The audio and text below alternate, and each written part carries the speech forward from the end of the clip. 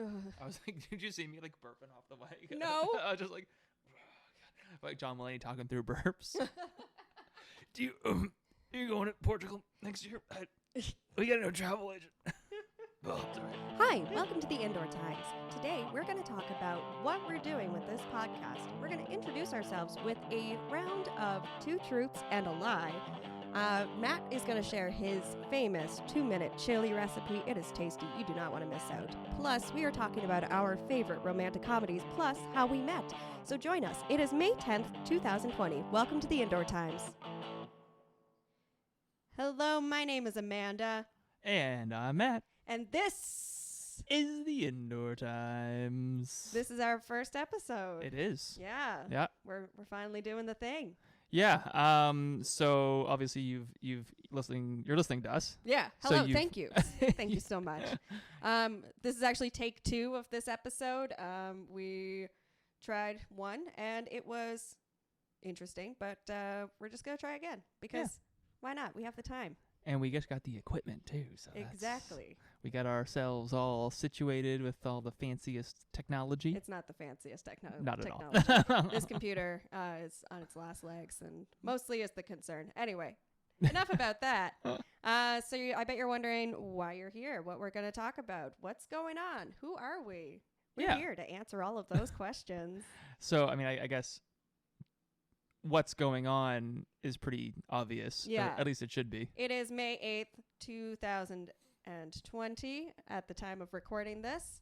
And if you are listening currently, you are quite aware of the current global situation, the global emergency COVID-19.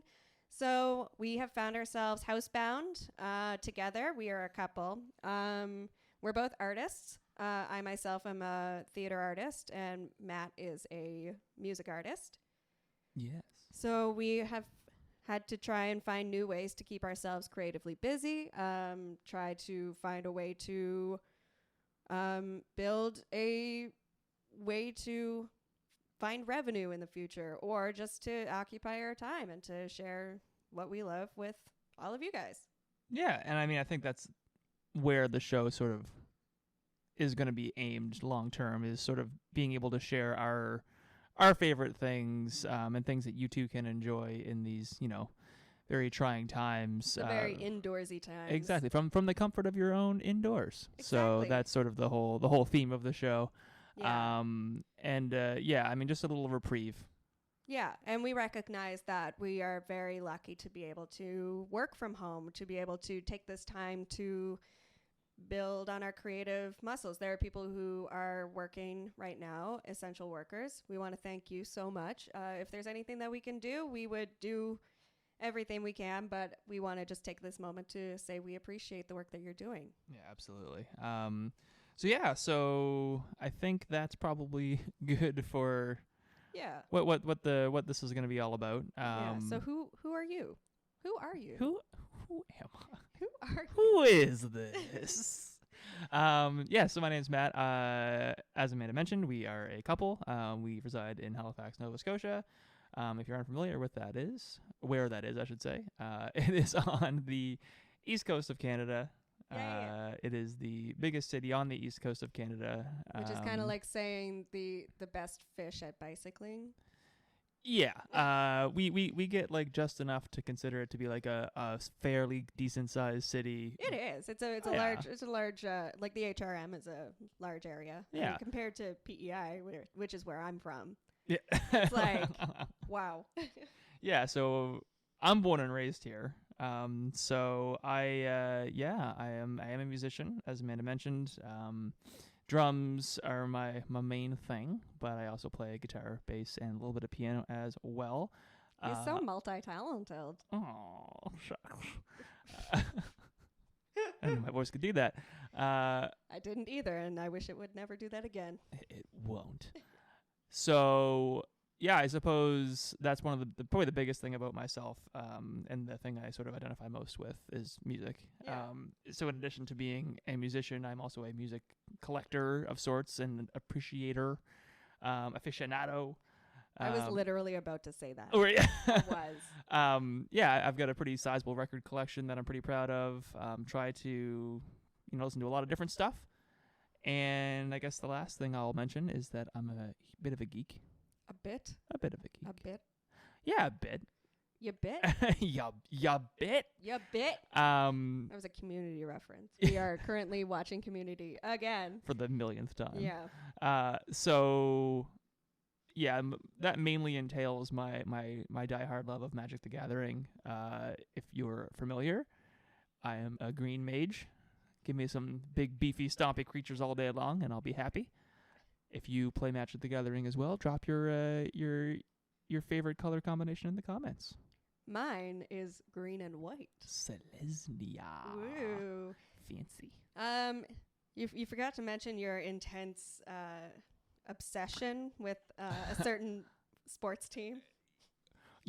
Sports, unfortunately, Sports. as you're all hopefully aware, aren't really happening right now.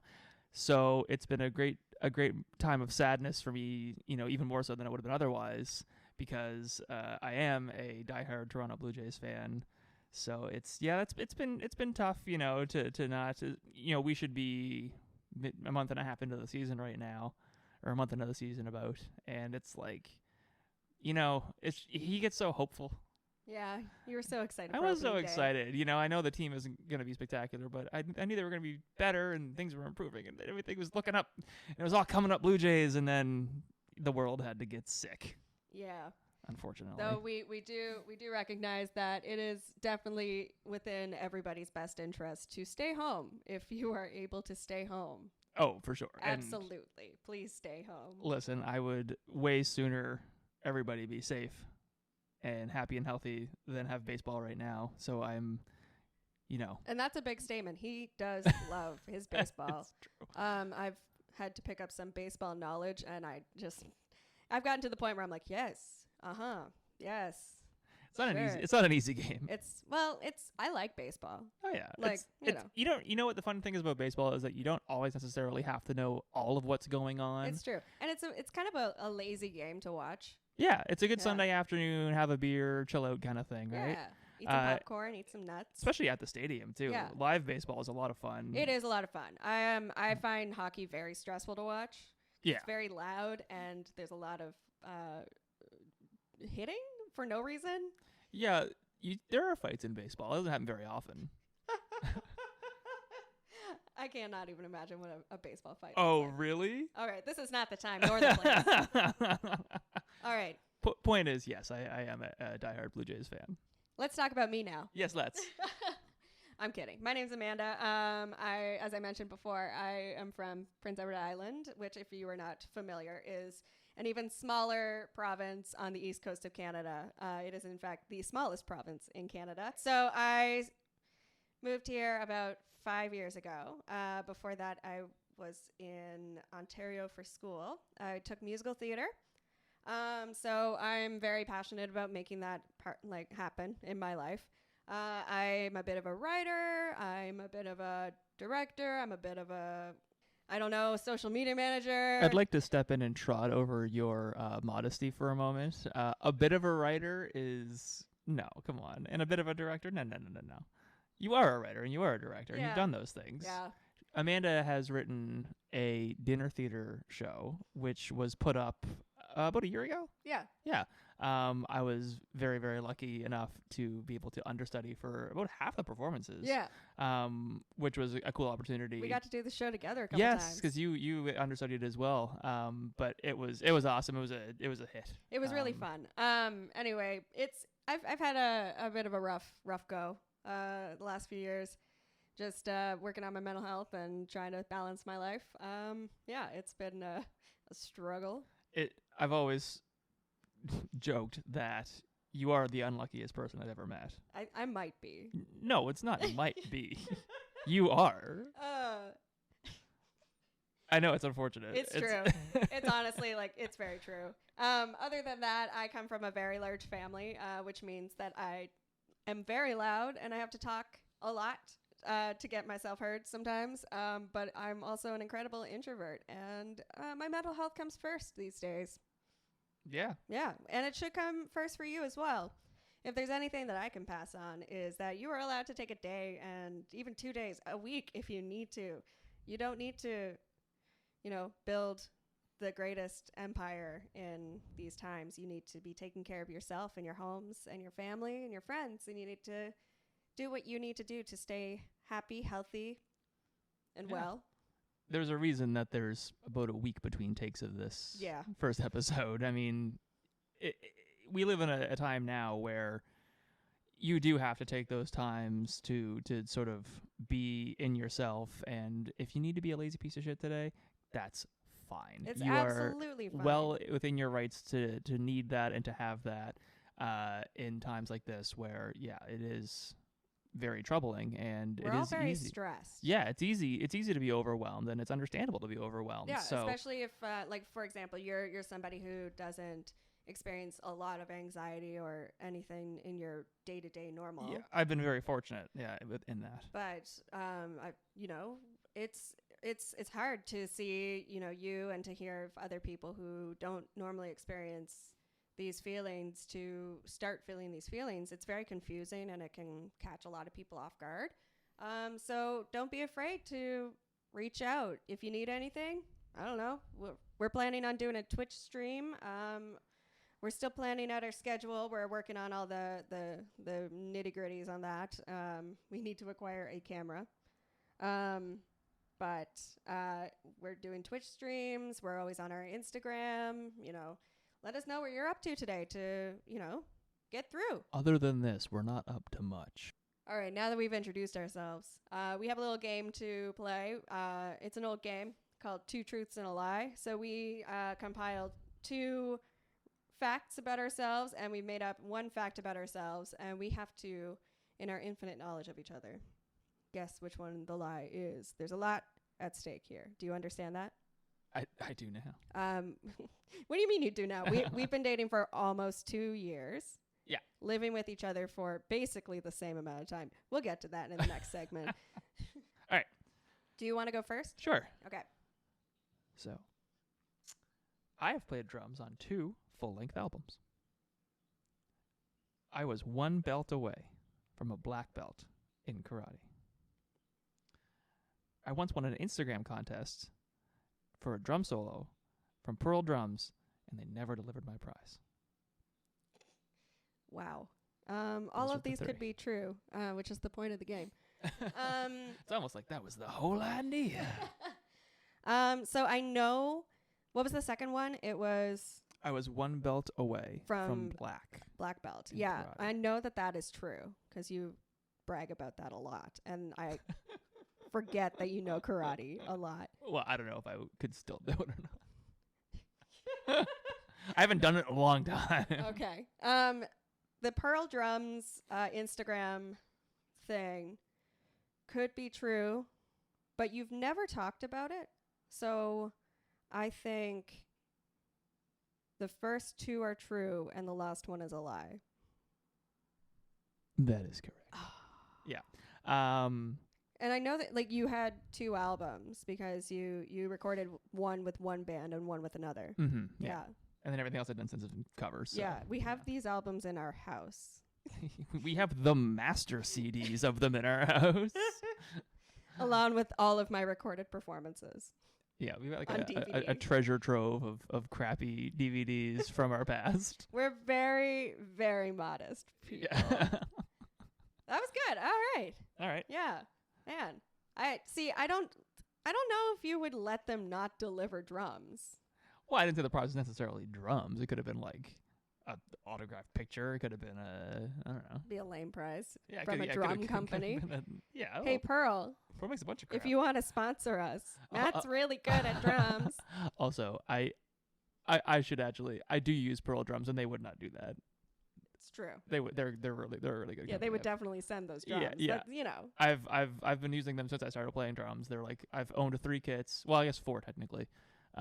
But they've all been Pearls, and I've been very, very happy with them. So if you want to sponsor us, Pearl, we're here. I would love that. All right, so my turn. Yes. One time, I cried so hard on a fair ride they had to stop the ride. I have competed in a rowing competition. Okay. I threw up after my first school dance because I had too much sugar. These all are so believable. So I know you. Pretty sure you did rowing when you were in cadets. Okay. And the thing about throwing up, I'm pretty sure you might have told me before. Okay. So I think it's the first one. I don't think they had to stop a ride. Wrong. Ah, really? They did have to stop the Are ride. you serious? I was on the rock and roll at Sandspit Oh my god. on I've been on my that ride. 6th grade field trip. Stop it. You were 11 years old? Yeah. Or 12. I was 11. Oh, right, because you were born in September. Yeah. Yeah. Hilarious. It was very embarrassing. And I did throw up after my first school dance because I had too much sugar. You've never ridden a rowing competition? I've never competed in a rowing competition. But I used to row a dinghy around while my dad was working on a fishing boat. Oh, okay. All right. Yeah, I know how to play this game. All right, we're going to be right back after this to talk about our relationship and how we met and all of the fun stuff in between. Hey, are you a local business or any business? We want your ad in our show. Dang it. You're still listening to this, which proves that it works. Your product, your service, your whatever it is that you're offering to people could be featured right here, right now. So give us an email at theindoortimes@gmail.com. Thank you.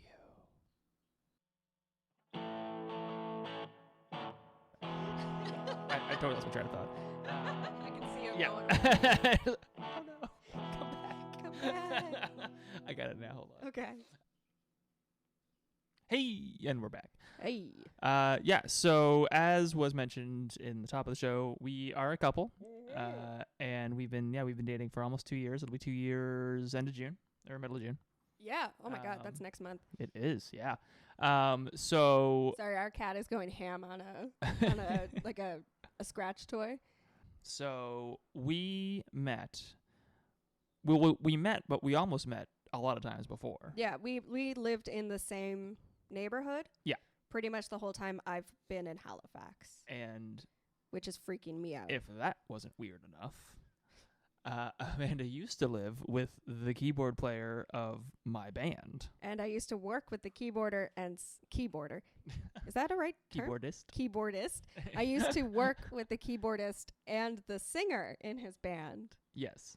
And I was friends with the bassist in your band and his girlfriend, who are your best friends. That's true as well. Yes, because as was mentioned, Amanda is very involved in theater. Yeah.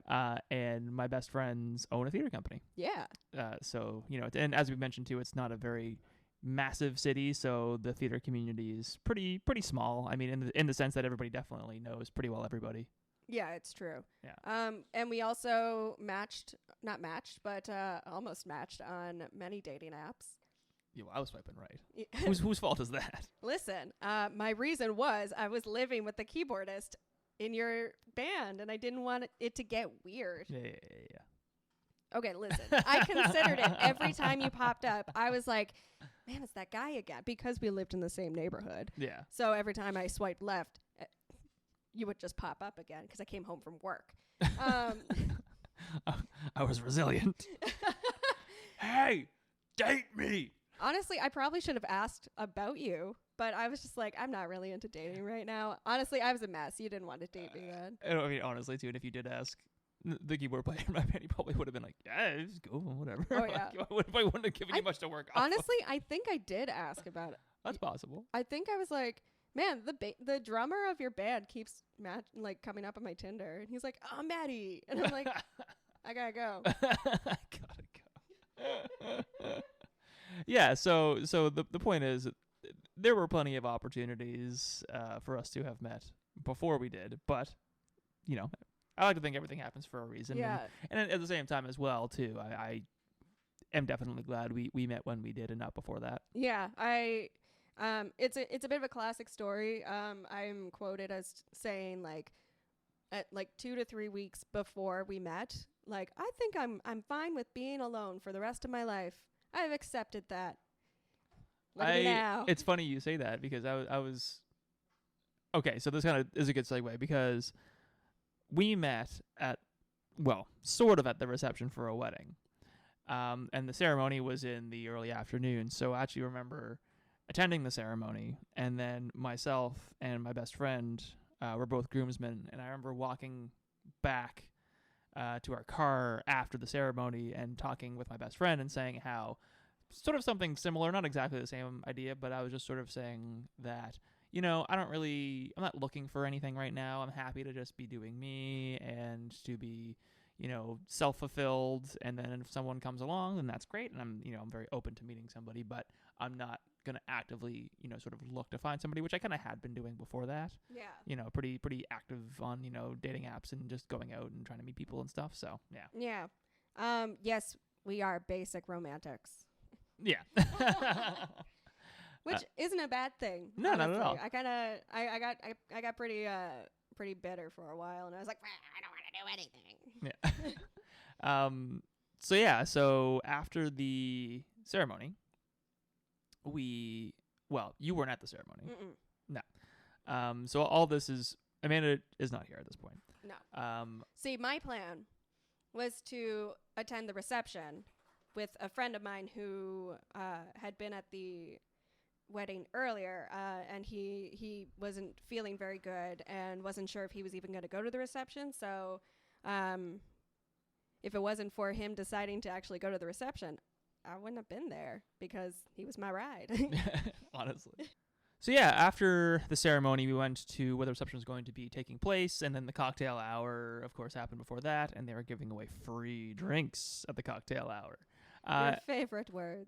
This is all leading up to the fact that I was supposed to DJ this wedding. And by supposed to, I mean I did. He did indeed. And as you can probably deduce from what I've just been saying, I was a little inebriated. Just a little bit. He's a professional, folks. So, yeah, it was messy, but it didn't seem that messy. So I appreciate your saying Thank that. you. Well, also, I was very drunk at this wedding. Well, it was the theme. If you're not familiar, if you haven't caught on by now, it's true. So I got to the reception at the end of the band's first set. So you were playing DJ sets between the band sets. Correct. Yeah. And so I was, doing my thing, saying hello to the bride and groom, getting my drinks, meeting friends, and you were doing your set. And I heard this really cool remix of Let's Dance by David Bowie. And I turned around and I said, "Who's that guy?" And no one knew who you were. Wow. Yeah, I'm so sorry. Yikes. Yeah, but not hard to believe. Yeah. Well, you know what I find hard to believe? That you didn't see me at all. And I was like dancing right in front of your booth, your table, in a yellow dress. See, you say that I didn't see you, but that would imply that I could see anything. I don't think you really understand just how intoxicated I was. Oh, I do, because later on was a blur. Well, yeah. Yeah. But I mean, I had achieved that way earlier. I mean, I'm talking top 3 drunkest without throwing up. Oh, same. It was bad. Yeah. We had quite a fortuitous meeting. Yeah, so to how we actually met. Yeah, which is why I said we kind of met at the reception, because as you just mentioned, yeah, I didn't see you because I couldn't see anything. And so the reception wraps up. That's fine. And my best friend, the other groomsman, if I was drunk, he was hammered. He, after the reception was over, approached me and he said, "Come on, Matt, I'm going to introduce you to some actresses." which got a scathing look from his girlfriend. But of course, which of course I was fine with that though. I was like, all right, yeah, let's do it. Yeah. I'm not, like you just said, I'm not doing anything else. Why not? So I also happened to be on my way to this bar after the reception because, again, we're all friends with the same people. Yeah. So I was actually there before you arrived because I remember having a conversation with a friend of mine at the table and seeing our mutual friend, and you walk in, and I was like, oh, it's the cute DJ. Who's that? No one knew who you were. That's so crazy though, because the friend that you went with Yeah. knows me. He had to go home. Like, Oh, that's true. I forgot. That's Yeah. right. oh yeah. I was gonna say he definitely knew It who was I was. very drunk out that night. It was very drunk out there. So as fate would have it, there's really only one song that could be the perfect amalgamation of our interests. So the song came on the radio, and that song was "One Night in Bangkok," sung by Murray Head, but was famously in a musical called Chess. I heard this guy say, "What is this song?" from across the table, and I knew this was my time to shine. So I stood up and I was like, "It's from a musical."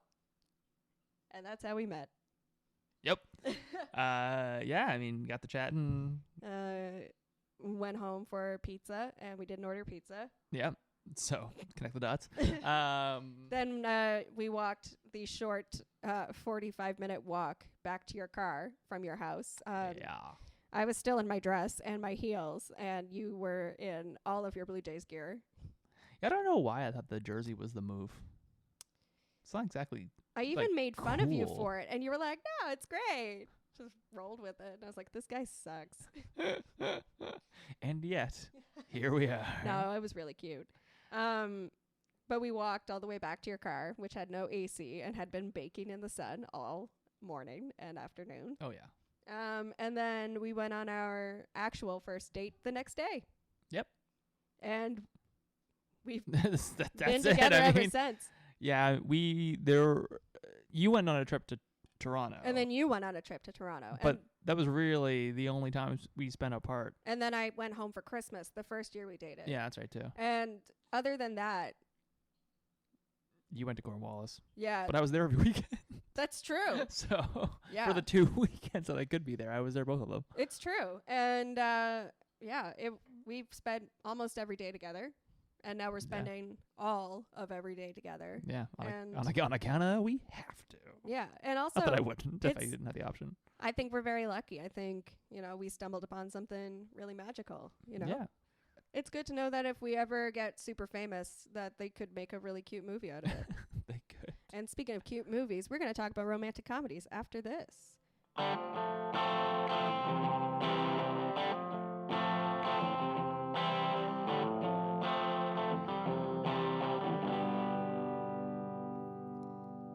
Now, the Indoor Times presents 2-Minute Recipe. All right, we're going to keep it in the 2 minutes here. We're going to teach you how to make a very easy chili recipe. I'm not much of a cook myself, as Amanda can tell you. So if I can do it, I promise, so can you. All right, so you're going to need olive oil, ground beef. If you're a vegetarian, of course, you can omit that.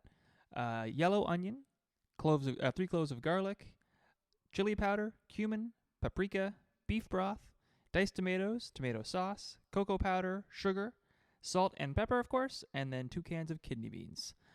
So what you're going to do, I like to cook it in the Instant Pot. You can cook it in a regular pot. It's up to you. So first thing you're going to do is cook the beef. So get that, with some oil and get it all nice and brown like you would normally cook beef.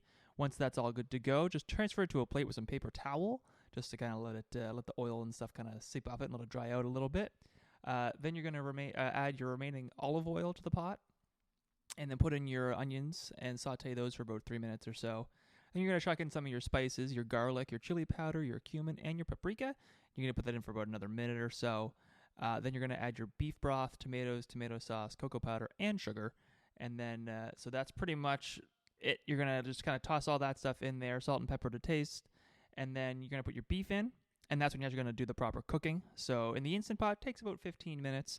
In a regular pot, you can just sort of eyeball it. And I would do it at least for 15 minutes. But I would say that after that, you can kind of start checking it out and seeing if it's good for you.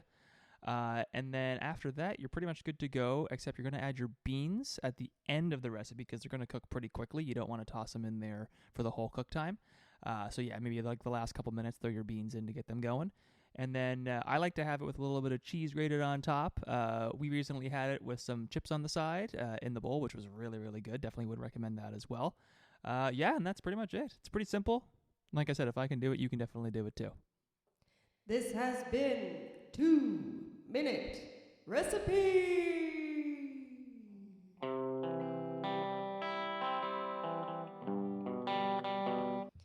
Hello, everyone. We are back. So we thought it'd be fun to talk about romantic comedies. Yeah. While talking about our relationship. So what's your opinion of romantic comedies? Yeah, I'm not typically one who enjoys romantic comedies, but there are definitely movies in the genre I do enjoy. Yeah, like what? Well, my number one would be Forgetting Sarah Marshall, Oh yes, good one. 2008, Jason Segel. It's definitely one that I gravitate towards because I think it's one of the funnier romantic comedies. It's true. It's definitely it's a little devastating because as you know in the movie, Jason Segel's character heads to a Hawaii resort after his girlfriend Sarah Marshall breaks up with him, and she also happens to be there with her new partner, which is like already outrageous, but the rest of the hijinks they get up to are, really like fun, and it is a really good comedy. I find that every time we watch it, which is a lot. It's definitely got good rewatchability. Oh yeah, absolutely. And I mean, Jason Segel is hilarious. Mila Kunis is great. Kristen Bell, if you're listening, I'm in love with you. Aren't we all, though? We all should be anyway. Yeah. So the movie, I think, really does give across a vibe of not exactly taking itself too seriously while also addressing some pretty heavy topics such as, heartbreak and new romance as well. Yeah. So I think it does do a good job of towing that line while also delivering on the funny. Yeah, it doesn't like sugarcoat it. No. Like you see some pretty like not raw because it's a comedy, but like they really dive in there. They really don't shy away from the fact that it's a really awkward situation to be in and that it's not always just going to be an easy fix. Yeah, exactly. And to me, it's a true blue romantic comedy because so many times I find that the comedy part of romantic comedies is two jokes in the middle. True, yes. And a lot of crying. Yeah, whenever you look at the Netflix romantic comedies list that come up, some of it's really funny, and some of it's like, why are you there? I think the genre is it's very wide. It is. So what are you looking for in a romantic comedy? Yeah, and I think I kind of just hit the nail on the head in that I really want it to bring the funny. I think that that's a big part of what it should be. Yeah. But then also, have the love depicted maybe a little bit more genuinely than in some cases that I've seen, or at least have a little bit more of a better story leading up to it. Yeah. Yeah. So plot for sure. Yeah, plot is very important. So, what's a bad romantic comedy in your opinion? I haven't really dove into too many because I just don't really like them all that often. You're being too polite. Roast them. I don't even know though. That's the problem. Like they're so just not in my brain. Yeah, it's so like that I can't just like pull it out of thin air and start roasting it because I don't really think about it. I have to tell you, if I could accumulate the amount of endless hours I spent while single just watching the most random romantic comedies on Netflix, I've come across some very obscure ones and some ones that shouldn't have been labeled a comedy because it just felt like an indie flick. That just because it has a lighter tone, it's a romantic comedy rather than...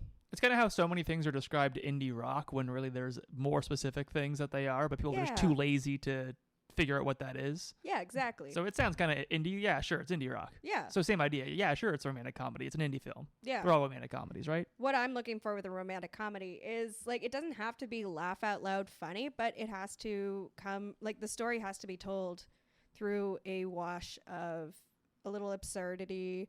There has to be believability, but it also just kind of has to make you feel something. Yeah. Yeah.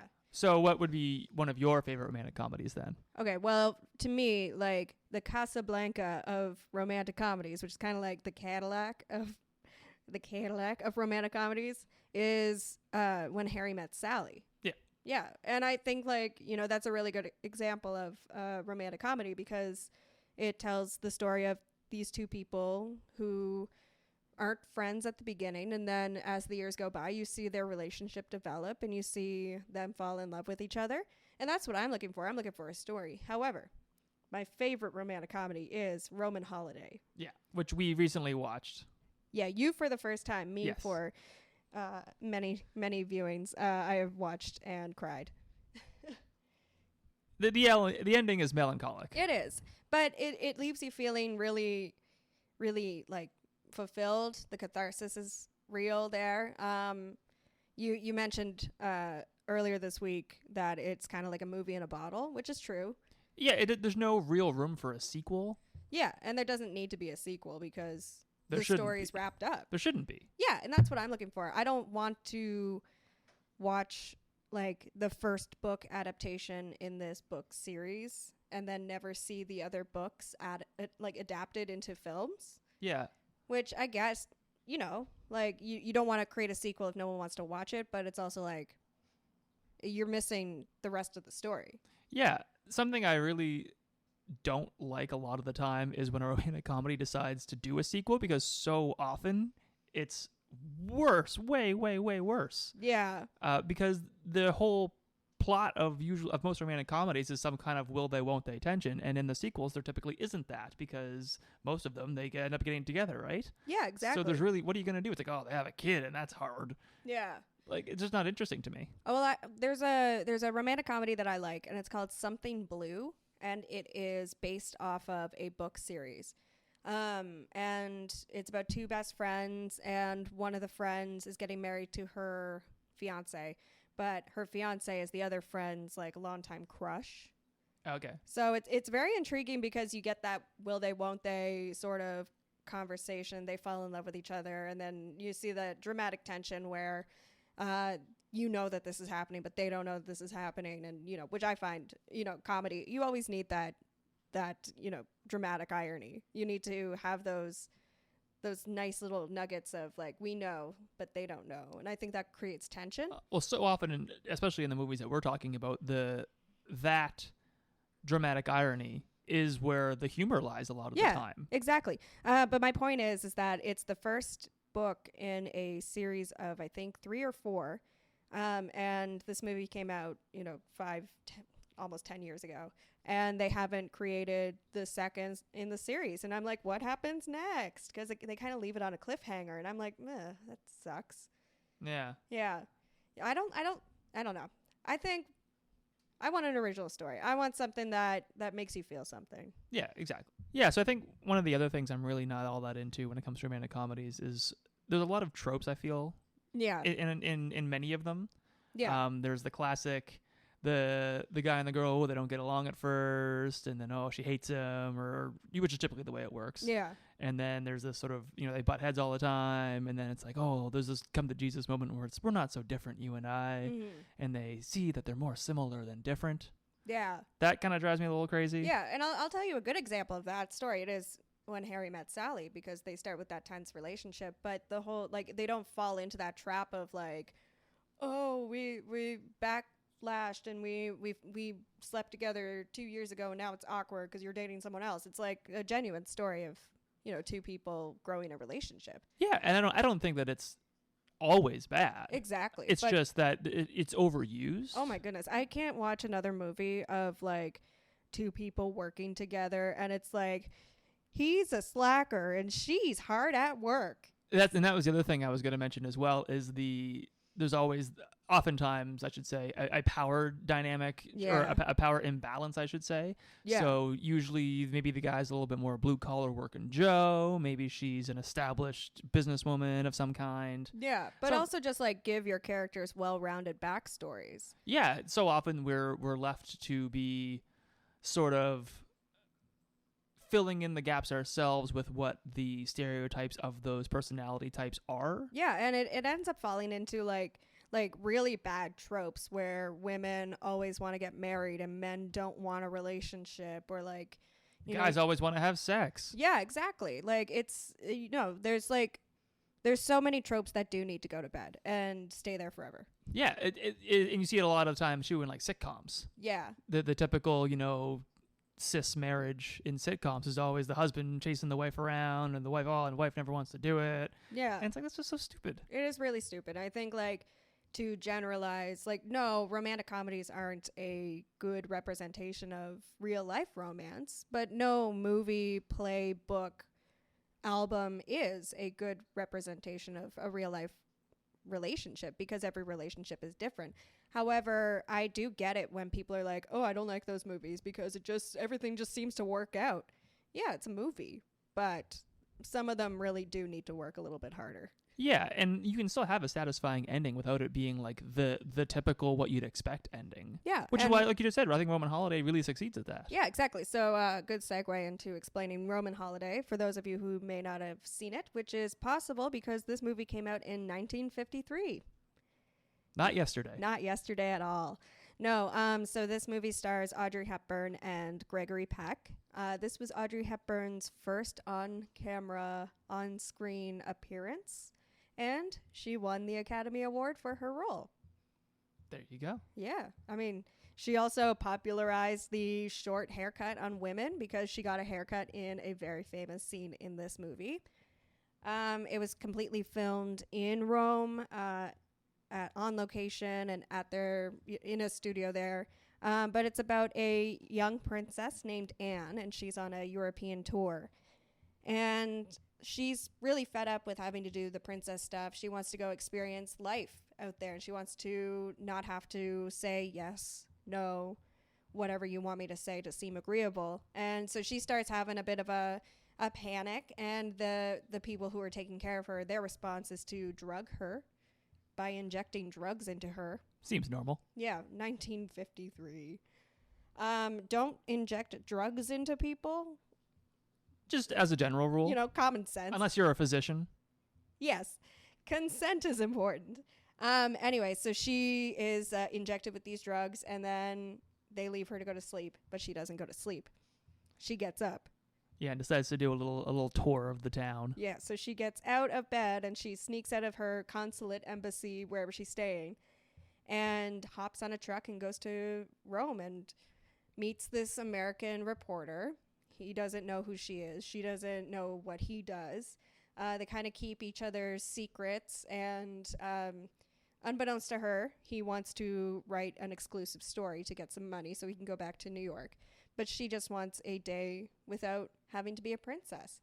So in a way, he gives her that. They spend the day together, and they develop this relationship, and they build this trust. And then they fall in love, and then she has to make a hard decision to go back to her duties as a princess.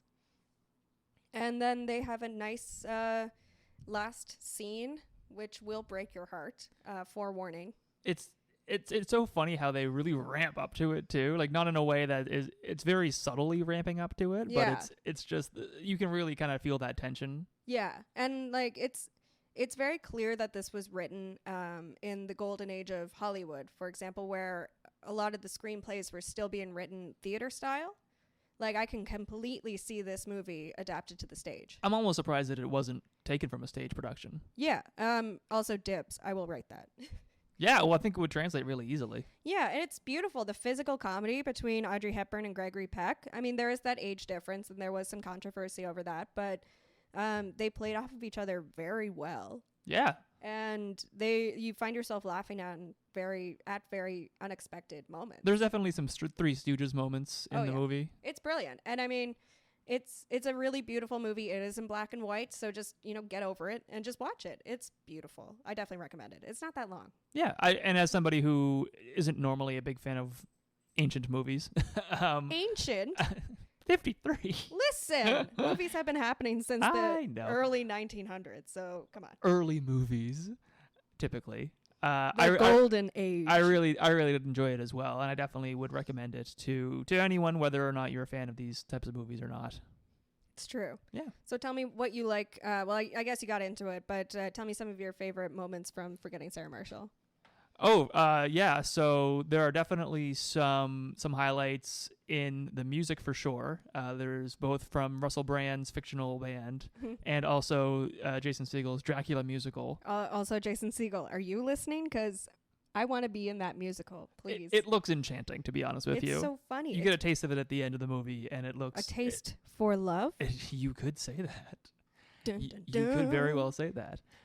And it really does look fun. So I really love that. I really love... There are some there's some raunchier jokes for sure. Oh, absolutely. There's the whole subplot of oh my goodness, I can't remember his name. The guy who Jack plays, McBrayer. Yes. He plays Kenneth on 30 Rock. Yeah, which is where I kind of was familiar with him from before seeing this movie. And he has this whole subplot with his newlywed wife. Yeah. And they're very Christian, so they're doing it for the first time on this vacation. You put it so beautifully. I know, right? They're boinking for the first time. Or, well, at least they're trying to, which is the whole subplot. And then in the end, Russell Brand's character ends up giving him some kind of sage advice.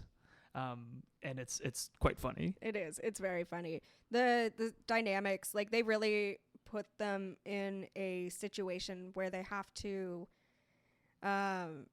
get through a lot of different situations. Like, they're on a resort, right? So you already can't get out of there. So they're all bumping into each other at dinner and not snowboarding. Yes, in Hawaii. You know how you snowboard in Hawaii. Oh, I'm so tired. It's water snowboarding, surfing. Same thing. Also known as.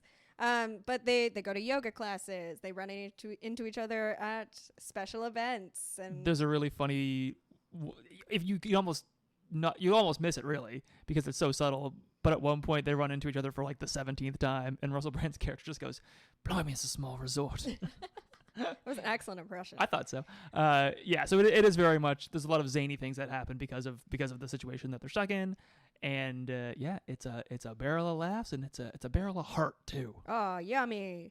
All right, so I have one last question for you about this. So, as somebody who doesn't quite find themselves choosing to watch a romantic comedy, what is it in Roman Holiday and Forgetting Sarah Marshall that you like that works well? Yeah, I think the biggest thing is that both of them do bring the funny. They really put the comedy in romantic comedy in their own ways. Yeah. Again, Roman Holiday was filmed a long time ago. The humor sensibilities were a lot different, but it really does do well with the slapstick. It creates these sort of farcical situations that spiral out of control, and that's very typical comedy.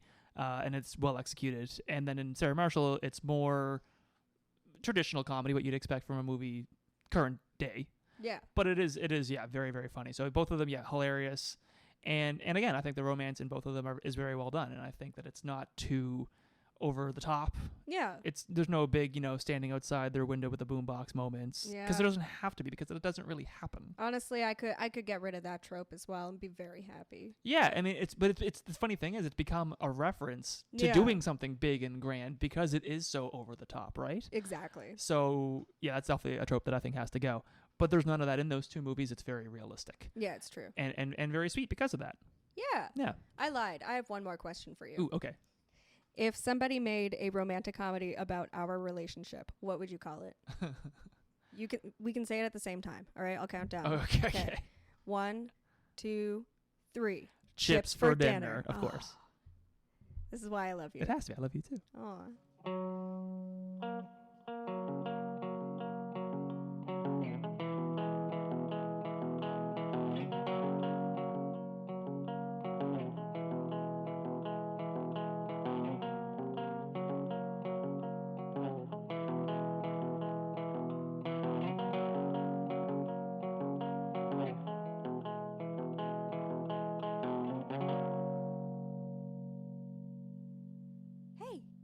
Have you heard of Your business here? They do such great work doing Your service here. So next time you need Your business here. You should call Your telephone number for all of your business needs.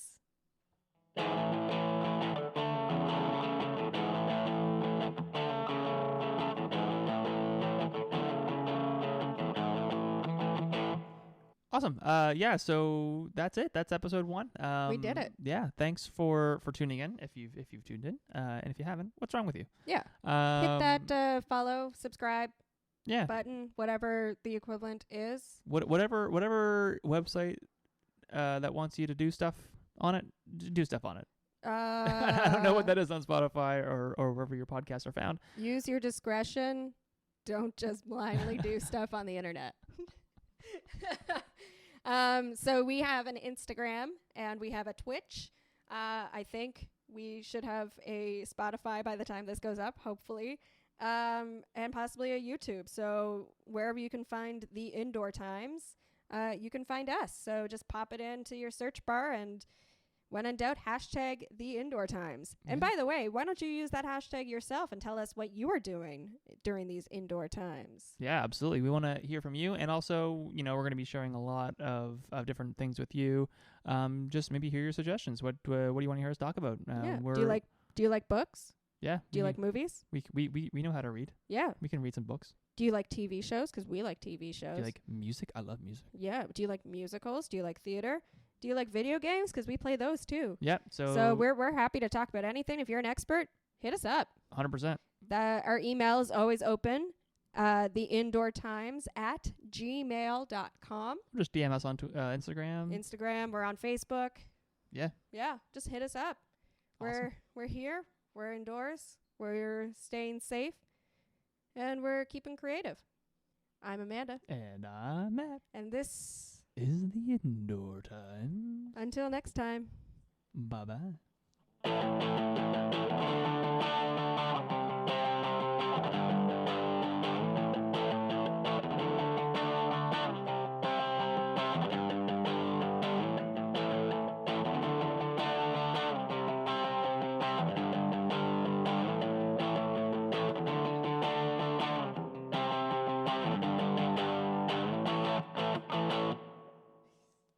Do you have some balls to play with on an open sleigh? Hey!